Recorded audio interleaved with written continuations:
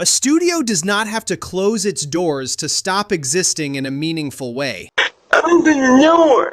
And that might be what just happened to id Software. This is the studio that helped define the first-person shooter, Doom, Quake, the DNA of an entire genre. But during Microsoft's massive Xbox restructuring, id Software was reportedly hit hard. Microsoft says this is the biggest reset in Xbox history, cutting around 3,200 roles across the gaming division. And according to Game Developer, a Texas Warn notice shows 136 roles tied to id Software's Richardson office were eliminated. That is not just trimming fat, that is cutting into bone. The interesting part is that Doom, which is id Software's call to fame, is by all metrics a thriving franchise. Doom still has value, and more importantly, it still sells. As a matter of fact, the latest release was the biggest launch in id Software history, reaching 3 million players in its first week. This is exactly why this all feels so bleak. Microsoft does not necessarily have to kill id Software. It can keep the logo, keep the IP, keep the Doom helmet in the trailer, and still remove the people who made that name mean something. That is the modern gaming industry. Just look at studios like Turn 10, Halo Studios, Volition with Saints Row, or even Visceral Games with the Dead Space franchise. The pattern is simple and cyclical, and players should be paying attention. Because when legendary studios become assets, history does not get preserved.